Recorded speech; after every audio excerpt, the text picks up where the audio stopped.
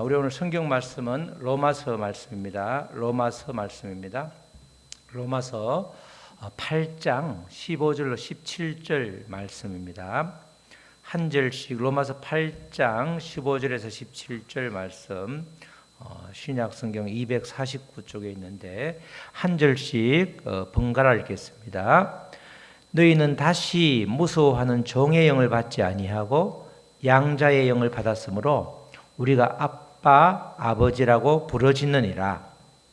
성령이 친히 우리의 영과 더불어 우리가 하나님의 자녀인 것을 증언하시나니, 다 같이요. 자녀이면 또한 상속자 곧 하나님의 상속자요 그리스도와 함께한 상속자니, 우리가 그와 함께 영광을 받기 위하여 고난도 함께 받아야 할 것이니라. 아멘. 우리 다 같이 제목, 다 같이 시작. 하나님은 아빠, 아버지이십니다. 오늘은 아빠, 아버지가 무슨 뜻인지, 그 영적인 의미가 무엇인지 함께 나누는 시간을 갖겠습니다. 우리 로마서가 전하고자 하는 핵심 주제는 오직 의인은 믿음으로 산다는 거죠. 의인은 믿음으로 사는데 우리가 믿음으로 산다는 거죠. 우리가 말씀에서 서로 나누었듯이 구약 시대에 안수를 통해서 그 흠없는 양 또는 흠없는 소, 암소, 숫소, 흠없음이 우리한테 오고 우리의 죄와 하나님의 진노하심이 그 동물에게 전가되어서 그렇게 제물로 바치는 것처럼 그 안수에 해당되는 것이 믿음인데, 그 오직 의인은 믿음으로 산다. 이렇게 로마서의 주제가 그것입니다. 특별히 로마 교회가 처해 있는 그 안타까운 상황을 바울이 직시를 하고, 정말 이렇게 해서는 안 되겠다. 비록 스스로 바울이 개척하지는 않았지만 교회의 여러 가지 문제들을 해결하기 위해서 다시금 복음을 정확하게 설명해 줘야 되겠다. 복음으로 무장된 사람이 어떻게 살아야 되는지를 정확히 알려줌으로써 로마가 직면한 근본적인 문제를 해결하고자 로마서라고 하는 긴 편지, 16장에 이르는 긴 편지를 써서 보냈습니다. 우리가 로마서가 모두 16장인데 편지식은 꽤 길죠. 그 구조를 잠깐 보면 크게 로마서는 두 부분으로 나눌 수 있습니다. 이 빨간 부분하고 노란 부분을 합쳐서 1장부터 11장까지는 구원의 교리를 말하는 것이고, 또 12장부터 16장까지 끝장까지는 구원받은 사람이 어떻게 삶을 살아야 되는가, 실천, 윤리, 구체적인 삶의 현장에서 믿음의 사람은 이렇게 살아야 됩니다. 그걸 알려주고 있는 겁니다. 지금 로마 교회는 그렇게 유대인들이 다시 5년 동안 추방되어서 있다가 돌아옴으로 인해서 교회는 부흥됐지만 유대인과 이방인 그리스도인들이 본격적으로 다툼을 하는, 서로가 특별히 율법으로 인해서 음식 문제를 포함해서 여러 가지 율법적인 문제로 할례 특별히 먹는 것, 이런 것들 때문에 엄청나게 지금 분란이 일어나서 끼리끼리 모여서 예배를 드리는 그런 상황이 되었기 때문에 정확하게 구원은 율법이 아니다. 율법으로 절대 구원받는 것이 아니다. 뭐로 받는 거죠? 의로움으로 받는다. 그 의라고 하는, 다른 말로 하면 예수님의 완전함, 그것으로 구원을 받는다. 구원을 이렇게 말하는 이신칭의에 대한 또는 이신덕의에 대한 것이 전반부의 말씀이고, 후반부는 이제 그런 구원을 받은 사람이, 다른 말로 하면 예수 그리스도 안에 있는 사람이 어떻게 살아야 되는가, 각 교회의 지체로서 그렇게 살아야 되는 삶의 실천 윤리를 말해주고 있습니다. 그리고 전반부는 이제 1장부터 11장까지는 그림에서 보다시피 앞부분, 즉 8장까지는 아주 그 이신칭의에 대한 정확한 말씀을 주고 있고, 9장부터 11장까지는 이스라엘의 구원 문제, 지금 이방인 그리스도인들과의 그런 다툼에 있어서 이스라엘의 구원이 결국은 이방인 구원 다음에 맨 마지막에 다시금 그들에게 완전한 기회를 준다. 이스라엘의 구원 문제가 그들에게도 이 중요한 이슈이기 때문에 그 부분에 대한 이야기를 하고 있습니다. 그러면서 이제 중간중간에 새 찬가가 나오는데, 로마서 8장 마지막 절에 사랑의 찬가, 어떤 경우에도 하나님과 우리는 단절될 수 없다. 그런 이야기. 그리고 각달락이 끝나는 11장에도 지혜의 찬가, 그리고 로마서는 제일 마지막에 계시의 찬가 이렇게 나오는데 위에 찬가는 그냥 놔두더라도 크게 이렇게 두 부분으로 나누는데 앞부분도 이렇게 두 가지로 이렇게 나눌 수 있다는 거죠. 지금까지 우리가 3주간에 걸쳐서 말씀을 나누었는데 3주 동안 로마서에 대한 이 말씀의 제목을 보면 우리가 무엇을 나누는지 알 수 있죠. 1주차에는 오직 의인은 믿음으로 산다. 하박국의 말씀을 가지고 의인은 믿음으로 산다. 의인이라는 게 무엇인가? 특별히 하나님의 의라는 게 무엇인가? 이것을 중심으로 의인은 믿음으로 산다. 이런 말씀을 전했죠. 로마서의 주제를 1장에서 말하고 있습니다. 또 그 다음에 두 번째도 1장에 나오는 말씀인데 죄의 뿌리를 뽑아야지 죄의 열매가 없어진다. 우리가 어떤 경우에도 뿌리를 뽑지 않으면 완전하게 없어질 수가 없죠. 죄의 뿌리를 뽑아야 되는데 그럴 때 죄의 열매가 없어지는데 죄의 뿌리를 뽑기 위해서 당연히 우리는 예수 그리스도 안에 있어야 되는 거죠. 바울은 예수 그리스도 안에란 말을 굉장히 많이 씁니다. 가장 많이 쓰는 표현 중에 하나이죠. 예수 그리스도 안에 있으면 모든 문제가 해결된다. 이런 뜻이 되는 거죠. 또 3주차에도 비슷하게 우리가 아담 안에 있는지 예수 그리스도 안에 있는지를 점검하라고 하는 말씀을 나누었습니다. 우리는 모두가 다 아담 안에 있는 자로서 죽음을 경험해야 되는 거죠. 그래서 예수님도 우리 육신의 몸을 입고 오신 거죠. 그래서 다 우리는 아담 안에 있는 자들로 아담 안에 있는 우리 사람들인데 우리 아담 안에 있는 사람들은 반드시 죽음을 경험해야 되고 그리고 죽음을 경험한 다음에 예수 그리스도 안으로 들어가야 되는데 그것이 바로 믿음이라는 거죠. 예수 그리스도의 죽으심과 부활하심을 믿을 때에 우리는 예수 그리스도 안으로 들어가게 되고 그럴 때 비로소 원수로부터의 완전한 보호를 받게 되는 겁니다. 우리가 예수를 믿어도 여러 가지 상황을 맞이할 때에 때로는 넘실거리는 파도가 나를 확 삼킬 것처럼 굉장히 위협적일 때가 있죠. 그럼 우리가 두려워서 무너질 수도 있지만 예수 안에 있으면 예수님의 완전한 의가 어떤 원수의 공격도 막아주기 때문에 우리는 그 안에서 완전히 머무를 수가 있는 겁니다. 그래서 우리 모두는 예수 그리스도를 주님으로 고백한 모두는 영접한 모두는 예수 그리스도 안에 있는 사람이죠. 이때 영접하다고 하는 말도 예수 그리스도를 영접한다 할 때 우리가 사람을 영접할 때 영접한다는 말이 여러 가지 의미가 있죠. 호텔에서 사람을 영접해라 그러면 안내하는 사람도 있을 거고 또 어떤 사람은 호스트는 그 사람을 꼭 껴안아 주는 게 영접일 수도 있잖아요. 근데 성경에서 주님을 영접한단 말은 내가 그 안으로 완전히 들어가는 겁니다. 그냥 안녕하세요 이렇게 겉인사만 하는 것이 아니라 내가 그리스도 안으로 완전히 들어가는 것 그걸 영접하는 거예요. 그래야 영접하는 자가 구원을 받잖아요. 영접한다는 말은 그런 뜻인데 우리가 정말 예수님을 영접해서 그리스도 안으로 옮겨질 때 모든 문제가 해결되는데 여전히 내가 말로는 영접한다고 하면서 그냥 눈인사만 하고 있다 그러면 우리는 여전히 예수 그리스도 안에서 그렇게 누릴 수가 없는 겁니다.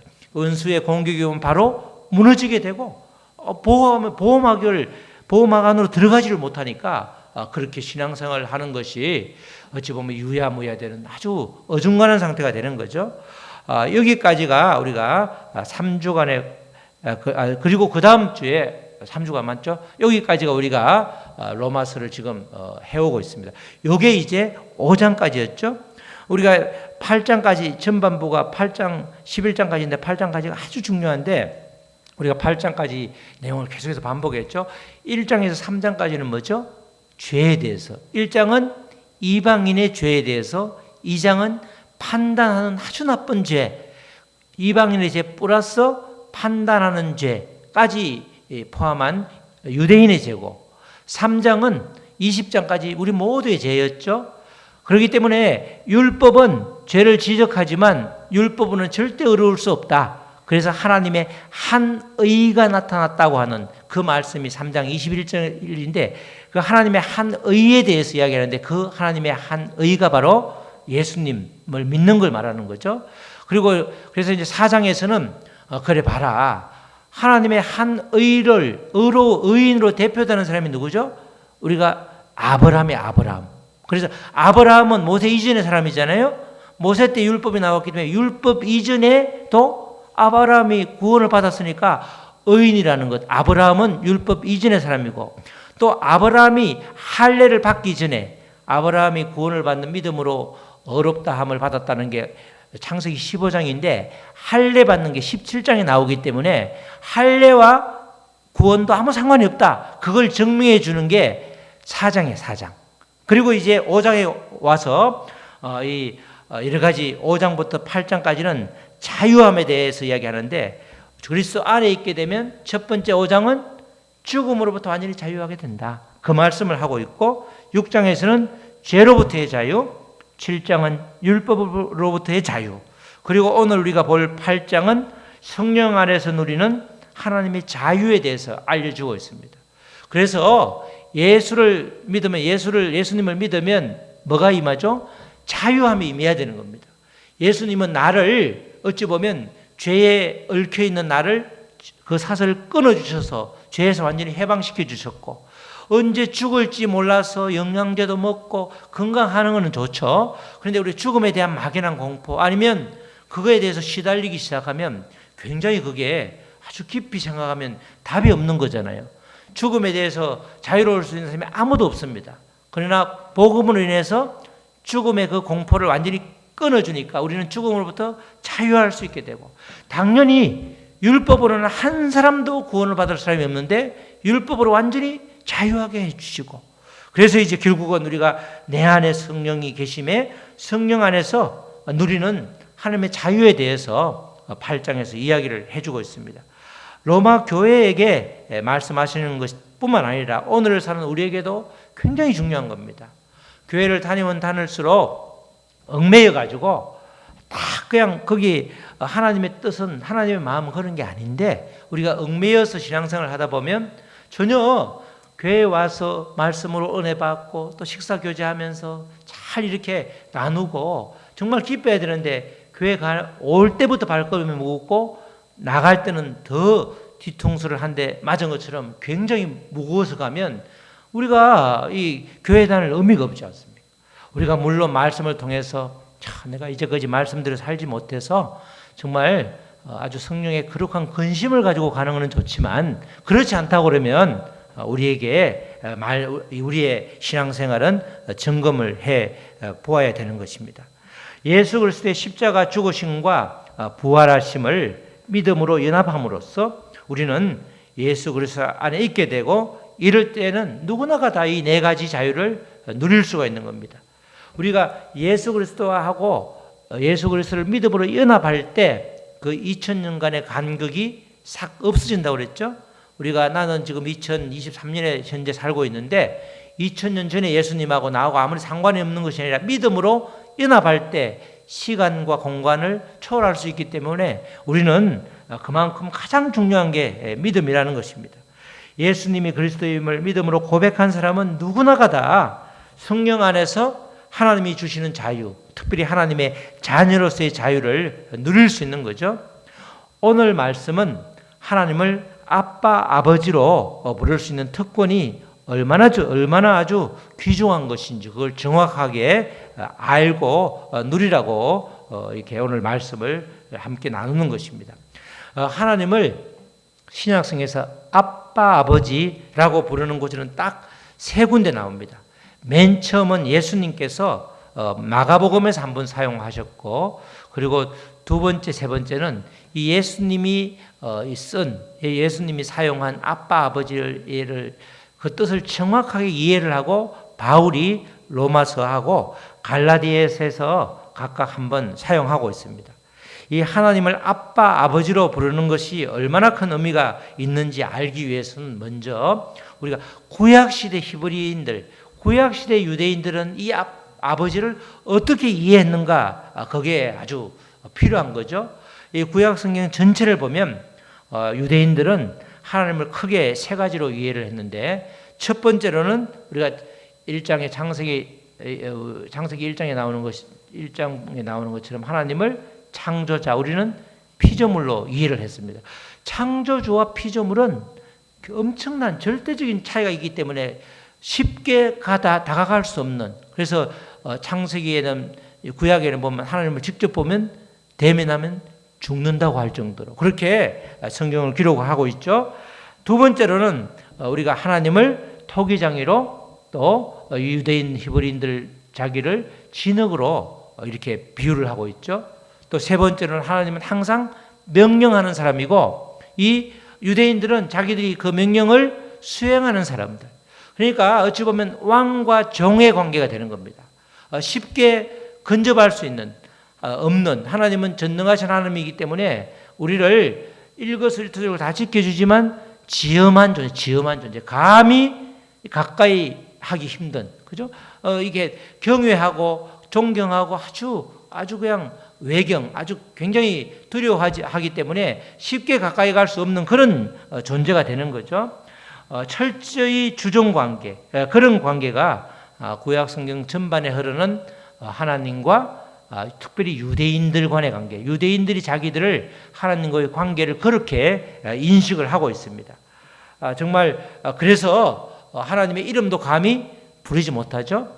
그래서 구약 성경에는 하나님 아도나이 여호와 이렇게 말하는데, 원래는 그들은 핫셈 해가지고 그 이름이라고 그냥 표현을 할 정도로 하나님을 직접 이름조차도 부를 수 없는 그런 대단한 지엄한 존재로 인식을 한 것입니다. 이런 틀을 깨신 분이 바로 예수 그리스도죠. 마가복음 14장 36절에 처음으로 아빠 아버지라고 부르고 있는데, 마가복음 14장 36절이죠. 우리 다 같이 한번 읽겠습니다. 시작. 이르시되 아빠 아버지여, 아버지께서는 모든 것이 가능하오니 이 잔을 내게서 옮기시옵소서. 그러나 나의 원대로 마시옵고 아버지의 원대로 하옵소서. 이렇게 말씀하십니다. 아빠, 이 말이 아람어가 대부분 히브리어로 많이 편입이 되는데, 이 아람어로는 우리가 말하는 아빠 할 때 그리고 바, 원래 원어는 바인데 이걸 우리말로 이제 아빠 이렇게 번역을 한 겁니다. 영어로는 전부 다 데디라고 번역을 해요. 데디는 그냥 아주 우리 부모처럼 그냥 데디, 친근한 의미로 데디죠. 근데 사실은 육신의 아버지하고 이렇게 친근감이 사람마다 많이 차이가 나죠. 아빠 그러면 좋은 기억만 떠오르면 좋은데, 그렇지 않은 사람도 굉장히 많습니다. 아빠라는 이름 부르는 것 자체를 거부하는 사람이 있을 정도로 이 용어가, 우리가 보통 사용하는 용어는 그런 용어인데, 여기서는 데디라는 뜻이 전혀 아니죠. 아빠라는 말은 이게 우리가 스스로 이스라엘 사람들이 말할 때 자기를 피조물, 또 진흙 같은 존재, 복종대로 받아들인 경우와 뜻은 전혀 다르지만 데디라는 뜻도 전혀 아니라는 거죠. 예수님이 사용한 이 아빠 아버지는 바로 그 뜻을 정확하게 이해하고 로마서에서 오늘 읽은 본문 말씀처럼 바울 사도가 사용을 하고 있습니다. 로마서 8장 15절 다 같이 시작. 너희는 다시 무수하는 종의 영을 받지 아니하고 양자의 영을 받았으므로 우리가 아빠 아버지라고 부르짖느니라.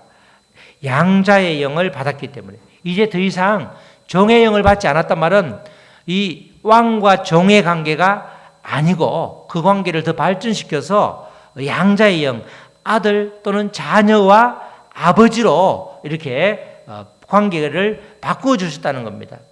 이 바울 사도가 정확하게 예수님이 사용한 그 영적인 의미를 정확하게 알고 이렇게 썼습니다. 바울 사도가 구약에 정통하기 때문에, 또 예수님도 구약을 완전히 아시기 때문에 대부분 예수님의 말씀은 구약 성경에 있는 말씀을 그대로 말씀하시죠. 구약 성경에 있는 예언의 말씀, 메시아에 해당되는 말씀이 전부 예수님으로 집약되잖아요. 그래서 구약이 오실 메시아에 대한 이야기고, 사복음서는 오신 메시아, 그리고 요한계시록은 앞으로 오실 메시아, 이렇게 이야기를 하는데, 예수님께서 아빠 아버지라고 하는 뜻, 그 뜻을 정확하게 이해를 하고 이렇게 바울 사도가 쓰고 있습니다. 그러면 아빠 아버지라는 게 도대체 영적으로 어떤 의미가 있는가? 우리가 앞으로 아빠 아버지라고 이렇게 부르짖을 때에 그 의미가 무엇인지를 정확하게 알면 우리가 그 용어를 잘 사용할 수 있는 거죠. 첫 번째로는 지금까지의 주종 관계를 벗어나서 하나님과 나 사이에 가족 관계로 발전되었음을 말하는 겁니다. 그죠? 양자는 완전히 가족이 되는 거죠. 양자는 완전한 상속권이 있는 사람입니다. 내가 낳지 않아도 양자로 받아들이면 호적이 그대로 이름이 올라갈 뿐만 아니라 그 말은 완전한 가족 관계로서 가족이라고 하면 다 누릴 수 있는 걸 그대로 부여받는 지위가 되는 거죠. 아빠, 아버지 이렇게 부르는 것은 이제 더 이상 하나님 멀리 계시는 것이 아니라 가족 관계 가운데 정말 나하고 친아빠처럼 가족 관계가 된다는 그런 말씀이 되는 거죠. 나아가서 이렇게 아빠라고 부르는 것, 아빠, 아버지라고 부르는 것은 이제 가족으로서 우리에게 무한한 용서하고 신뢰를 보여준다는 겁니다. 하나님 그러셨죠? 하나님이 독생자 예수님을 보내주셔가지고 우리의 죄를 완전히 용서해 주셨잖아요. 우리는 용서받은 의인이잖아요. 우리는 완전하게 구원받은 사람이기 때문에 이제는 죄에서 자유하는 겁니다. 자범죄, 우리가 순간순간 짓는 죄는 계속 회개로서 이렇게 말소시키면 되기 때문에 우리는 근본적으로 사망에 이르게 하는 죄에서는 자유하기 때문에 우리는 모두가 다 영생을 받은, 영생을 누리는, 우리가 이 땅을 이렇게 마감하고 이전을 하더라도 우리는 영원한 생명을 살기 때문에 결코 죽을 수 없는, 죽는 거하고는 상관이 없는 그런 존재가 되는 거죠. 마찬가지로 이렇게 하나님께서는 우리를 아빠라고 부르는 곳에는 우리에게 대한 완전한 용서, 그래서 우리는 하나님을 절대적으로 신뢰할 수 있는 용서와 신뢰의 관계가 형성되었다. 그럼 뭐든지 말할 수 있는 거죠. 우리가 신뢰할 수 없기 때문에 상대방에게 내 깊은 속을 이야기를 못하는 겁니다. 제가 아버지 학교를 다니보니까 아버지 학교를 다니고 그 아버지 학교를 섬기는데 다른데 또 이렇게 오픈하는데도 꽤 이렇게 팀장으로 참여를 하게 됐는데, 아버지 학교라고 하는 곳은 각 교회, 같은 교회에서 그래서 아버지 학교를 하면 잘 안 됩니다. 온누리 교회 하면 그 테이블에 그 교회의 사람은 한 명도 없습니다. 그래서 한 6명, 8명 이렇게 모이면 전부 교회 교단도 다 다르기 때문에 어차피 내가 한 말을 우리 교회에 옮길 사람이 아무도 없는 거예요. 이제 자기들 소개할 때 혹시 우리 교회 아는 사람 있나? 아무도 없으니까 속에 있는 모든 걸 다 말하는 겁니다. 말을 하게 되니까 이제 치유가 되고, 그러다 보니까 거기서 성령이 역사하셔서 이렇게 은혜가 되는데, 우리가 신뢰하게 되면 그 사람이, 아버지 학교 테이블에 그 사람이 우리 교회에 내가 아는 집사님들, 권사님들, 아시는 분들에게 내게 치부를, 부끄러운 부분을 분명히 말하지 않을 걸 신뢰하기 때문에 다 오픈하는 거잖아요. 그러니까 하나님은 이제 아빠, 아버지라고 그러면 내가 고백하는, 회개하는 걸 딱 꼬투리 잡아서 나를 좌지우지하고 흔드는 분이 아니라, 그래, 신뢰하고 완전한 용서, 예수님을 통해서 완전한 용서를 해주신 분이기 때문에 철저하게 내가 신뢰함으로 나갈 수 있는 거죠. 아빠, 아버지라고 부르짖는단 말은 내 모든 것을 그분에게 토로하고, 그랬을 때 그분은 안아주고 위로해주고 또 이렇게 보듬어주고, 그래 너가 완전 용서를 받았기 때문에 이런 악한 마음이 잠시 잠깐 들어갔을지라도 괜찮다, 위로해주고, 그렇게 또 도저히 말을 안 들을 때는 한 번씩 고난을 세게 하면 주기도 하고, 결국은 고난을 준다는 것은 하나님이 더 아주 세게 당겨오려고 그렇게 주는 신호라고 우리가 받아들이라고 그랬잖아요. 그래서 고난은 유익하다고 그러는데, 이처럼 하나님은 우리가 아빠, 아버지라고 부를 때는 완전한 신뢰의 관계, 완전한 용서의 관계, 그렇게 관계가 새롭게 정립되었다는 겁니다. 구약의 아버지와의 하나님 아버지라고 할 때 그 관계가 확대 발전되어서 이제 나와 직접적인 관계가 있는, 구약 시대는 왠지 창조자 피조물이니까 도저히 그분의 그런 마음을 알 수가 없었는데, 지금은 아빠, 아버지로 그렇게 우리가 부름으로써 그런 뜻이 있다는 것입니다. 그리고 또 이어서 하나님께서 우리 그 무한한 신뢰의 대상이 되는 말씀이 읽은 15장 14절, 요한복음 15장 14절 15절 말씀이죠. 자, 요한복음 15장에는 이런 말씀이 나옵니다. 이제 이렇게 하나님과 아빠 아버지의 관계가 정립된 이후에 예수님은 우리를 친구로 초청을 해주는 거예요. 우리가 그래서 이것만 딱 떼어서 예수님은 나의 친구다 그러면 잘 모르는 사람은 이단으로 생각할 수 있죠. 옛날에 교회 목사님이 그렇게 말씀하셔가지고 그것만 딱 찌어서 딱 찝어가지고 예수님을 친구라고 그래? 이러면서 이제 이단 시비가 붙은 적이 있었습니다. 자, 요한복음 15장 말씀은 예수님께서 우리를 친구로 초청하셨는데 14절 너희는 내가 명령한 대로 행하면 곧 나의 친구라. 나의 친구라고 그러죠. 15절 이제부터는 너희를 종이라 하지 아니하리니 아까 종의 영에서 양자의 영으로 바뀌었잖아요. 종이라 하지 아니하니 종은 주인이 하는 것을 알지 못합니다. 종이 주인의 일에 간섭하는 사람은 절대 없죠. 아무리 부당해도 종은 하라고 그러면 해, 말라고 그러면 말고 탁탁 이렇게 지시대로 움직이는 겁니다. 자기의 의견을 말할 수가 없습니다. 그러나 이제는 너희를 친구라 하였노니 내가 아버지께서 들은 것을 다 너희에게 알게 하였습니다.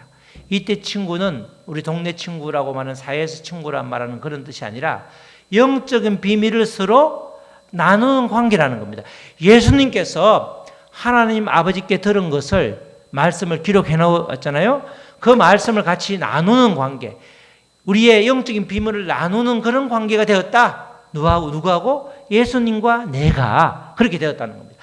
하나님은 이제 아빠 아버지가 되셔서 정말 나의 모든 죄를 용서해 주시고 그래서 무한 신뢰를 할 수 있는 분이고 뿐만 아니라 이제는 하나님과 내가 가족 관계로 되었으니까 예수님도 믿음의 사람들, 유대인을 넘어서 우리 예수님을 믿는 모든 믿음의 사람들은 이제 종이 아니기 때문에 하나님과의 관계 종이 아니기 때문에 친구로 바뀌었고 그러기 위해서는 그 친구라고 말하는 것은 영적인 비밀을 공유하는 관계이기 때문에 그래서 우리가 영적인 비밀은 말씀을 통해서 우리가 알게 되잖아요. 그래서 우리는 말씀을 통해서 계속해서 예수님과 같이 영적으로 나누고 기도하고 부르짖을 때에 친구 되시는 예수님께서 우리의 기도를 다 들어주시고 또 하나님 옆에서 변호사 역할을 하기 때문에 우리가 비록 잘못 고했을지라도 우리 저 친구의 뜻은 실제로 이런 뜻이라고 교정해 주셔서 그렇게 하나님께 그대로 올려드리는 그런 역할을 하게 되는 겁니다. 이 아빠 아버지라는 뜻은 영적으로 이런 뜻이 있고 결국 예수님이 우리를 친구로 초청할 정도로 굉장히 깊은 의미가 있는 것입니다. 그렇기 때문에 이제는 우리는 종이 아니라 하나님의 자녀가 되었으며 이 하나님의 자녀로 된 것은 전적으로 성령님의 도우심인 겁니다. 그래서 아까 우리가 봤던 로마서 8장 15절도 그렇고 마가복음도 그렇고 특별히 바울이 인용한 로마서 8장 15절 그리고 지금 볼 갈라디아서 4장 16절은 다 같이 하나님의 영, 그 영을 성령을 굉장히 강조하고 있죠. 갈라디아서 4장에도 똑같이 아빠라는 말이 나오는데 너희가 아들이므로 하나님이 그 아들의 영을 우리 마음 가운데 보내사 그 아들의 영은 그리스도를 보내셨고 또 우리가 성령을 통해서 우리가 아빠 아버지라 부르게 하셨느니라.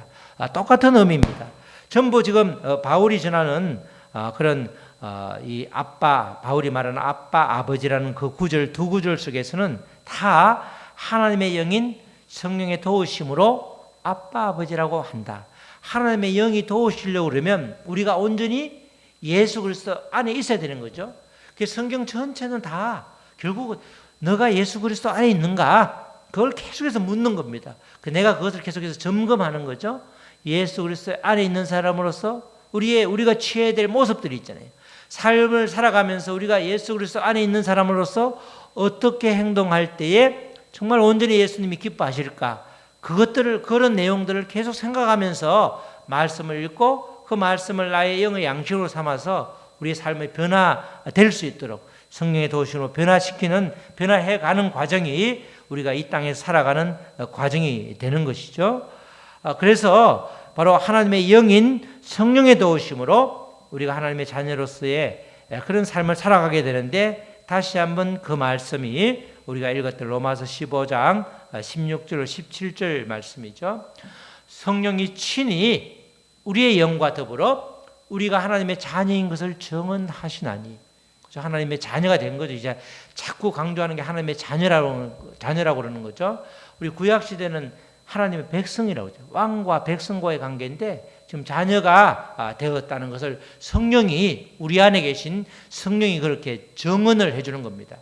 그러면 자녀이면 또한 당연히 상속자가 되는 거죠. 하나님의 상속자요. 우리 모두는 하나님의 상속자로서의 지위가 아주 신분이 바뀐 거죠.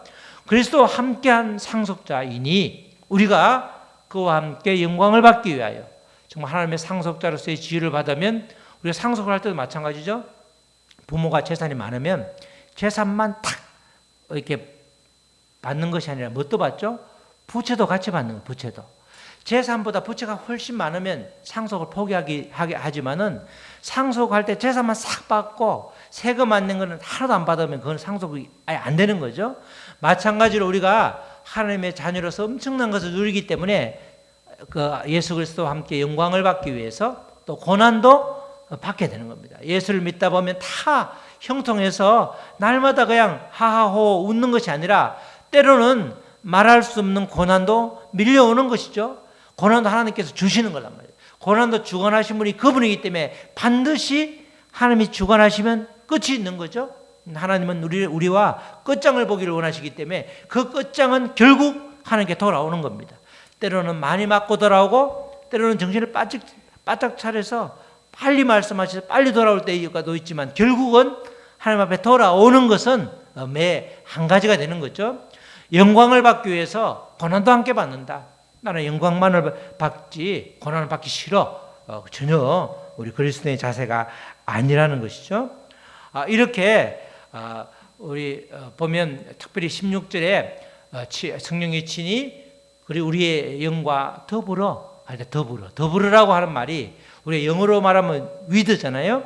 그런데 원래 원어로 말하면 어디 안으로라는 뜻이에요. 안으로.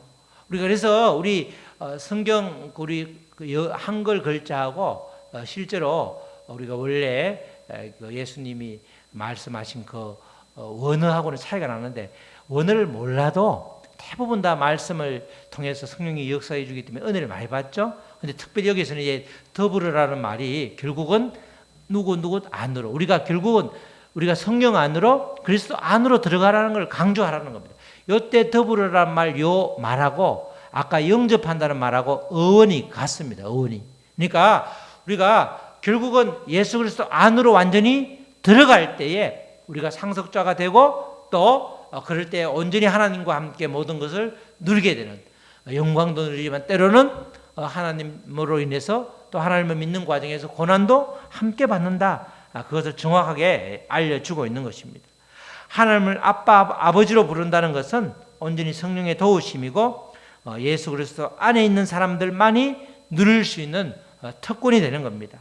기도할 때 이제 그냥 아버지도 좋지만 이 예수님이 썼던 이 바울이 썼던 구약 시대의 아버지하고 전혀 다른 어찌 보면 깊은 의미가 있는 아빠 아버지로 부를 때에 그래 너가 나를 정말 너도 이제 내가 너를 가족으로 받아들였는데 이미 너도 나를 가족으로 생각하는구나.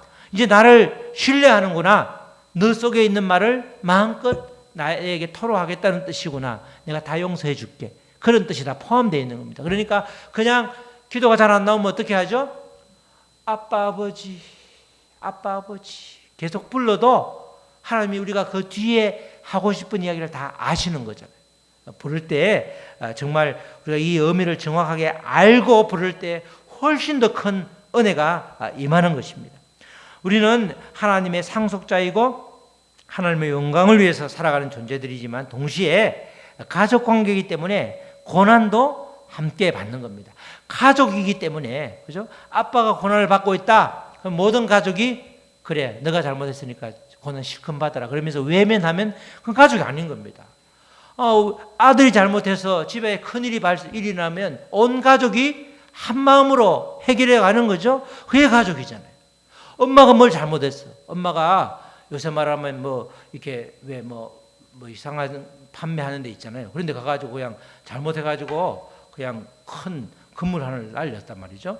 그러니까 그러면 엄마가 책임지라고 그러면서 엄마를 우리 가족에서 잘라내는 것이 아니라 엄마도 그럴 때가, 그 똑똑한 우리 엄마도 이럴 때가 있네요. 그러면서 우리가 덮어주고 또 같이 일어서잖아요. 가족은 그게 가족이잖아요. 그러니까 하나님께서 우리를 가족 관계로 받아들였기 때문에 우리도 당연히 고난도 함께 받을 수 있는 그런 존재가 되는 것입니다. 결론적으로 하나님을 아빠 아버지라고 부를 수 있는 것은 엄청난 특권으로 나와 하나님 사이의 관계가 성령의 도우심으로 새롭게 정립되었음을 뜻하는 것입니다. 그토록 멀게 느껴졌던 그 하나님이 이제는 가까운 번호 다가온 겁니다. 예수님은 스스로 우리에게 나는 너의 친구다, 하나님의 그 영적인 비밀을 같이 나눈 친구라고 초청할 정도로 우리는 아주 가까운 관계가 된 것이죠. 그렇기 때문에 우리가 예수님을 주님으로 부르고 기도할 때도 마찬가지고 하나님을 아빠 아버지라고 부르면서 기도할 때도 이제는 완전히 가족 관계로서 모든 나의 허물을 감싸주고 또 그렇게 해주는 겁니다. 우리가 가족 관계에서도 그렇죠. 가족 관계를 매일 24시간 같이 있다 보면 가족 간의 허물이 보이죠. 다 보입니다. 아들은 이렇고 딸은 이렇고 안 좋은 점만 말하려고 하면 왜 안 보이겠습니까? 우리 남편은 이렇고 우리 아내는 이렇고 다 보일 수 있죠. 그러나 그 허물을 다 덮어줄 수 있는, 용서해 줄 수 있는 가족 관계가 하나님과 나도, 예수님과 나도 되었기 때문에 우리는 천군 만마를 얻은 게 되는 거죠. 절대로 나 혼자 살아가는 게 아니고 가족 관계가 된 하나님과 예수님이 계시기 때문에 전혀 두려울 게 없는 겁니다. 우리는 그런 존재가 되었음을 정확하게 알려주는 것이 로마서 8장 15절에 아빠 아버지, 마가복음에서 예수님이 하나님을 부르는 그 아빠 아버지, 그 아버지가 되는 것입니다. 우리 사랑하는 성도 여러분, 하나님을 아빠 아버지로 부르는 우리 모두가 정말 하나님의 상속자가 되시기를, 온전한 상속자가 되시기를 축복합니다. 예수님을 통해서 이제는 하나님께서 우리를 가족으로 맞아주셨습니다. 예수님을 주님으로 고백하고 나의 주인으로 고백할 때에 또 예수님 안으로 우리가 들어갈 때 예수 그리스도 안에 들어간 우리는 이제 완전한 가족 관계로 아주 전혀 빈틈이 없이 온전한 가족이 된 것입니다. 존귀하신 하나님 아버지께서 우리를 완전히 용서해 주셨고 그분은 우리에게 신뢰를 주신 신실하신 분이심을 우리가 하나님과의 관계를 정확하게 이해를 해야 되는 겁니다.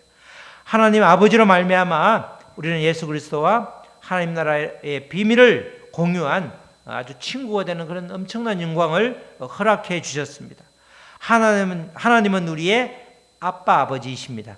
우리 다 같이 하나님은 나의 아빠 아버지이십니다. 시작. 하나님은 나의 아빠 아버지이십니다. 이제는 종으로 사는 것이 아니라 양자의 영을 받은 하나님의 보배로운 자녀로서, 이사야서 43장에 너는 나의 보배다라고 하잖아요. 하나님의 보배로운 자녀로서 또 상속자로서 죄로부터, 죽음으로부터, 율법으로부터 완전히 자유한 축복을 누리게 되었습니다. 우리 모두 예수 그리스도 안에 있음으로써 아빠 아버지를 풍성히 누리시는 주님의 자녀들이 되시기를 주님의 이름으로 축복합니다. 아멘. 우리 찬양하시고 말씀 붙들고 기도하시겠습니다. 우리 다 같이 기도할 때에 하나님은 나에게 아빠 아버지이십니다. 정말 나의 완전한 가족이 되어주셨고, 그래서 이제 하나님을 아버지 신뢰하고 그 완전하게 용서해 주신 그분을 신뢰함으로 나아갈 때 정말 아버지 우리는 예수님이 친구가 되는 엄청난 축복까지 누리게 되었습니다. 하나님을 아빠 아버지로 부르며 그 깊은 뜻을 깨닫고 우리가 그렇게 부르며 아빠 아버지로 부르면서 정말 아버지 죄로부터, 아버지 또 율법으로부터, 죽음으로부터 자유한 존재가 되게 하여 주시니 감사합니다. 감사의 고백을 하면서 정말 하나님을 아빠 아버지로 부르는 이 특권을 아버지 마음껏 사용하기를 또 결단하면서 다 같이 우리 기도하시겠습니다. 하나님 아버지 감사합니다. 아버지 정말 바울 사도는 아버지 놀라운 아버지 하나님의 비밀을 아버지 깨달았습니다. 하나님은 더 이상 아버지 구약 시대의 창조주와 피조물, 또 왕과 종, 또 아버지 토기장이와 진흙, 아버지 명령을 수행하는 명령자와 수행자의 관계에서 아버지 더 확대 발전해서 이제는 아버지 가족 관계로 아버지 발전됨으로 인해서 이제 우리가 마음껏 아버지 주님을 누릴 수 있도록 그렇게 허락하여 주셨습니다. 하나님 아버지 감사합니다. 아빠 아버지 이제는 우리가 그 이름을 부르며 또 그 이름을 아버지 가지고 기도할 때 온전히 우리를 아버지 사용하여 주시고 우리를 온전하게 자유한 존재로 또 자유함을 누릴 수 있도록 주님 도와주시옵소서. 아빠 아버지 되시는 우리 주 예수 그리스도의 이름으로 기도드렸습니다. 아멘.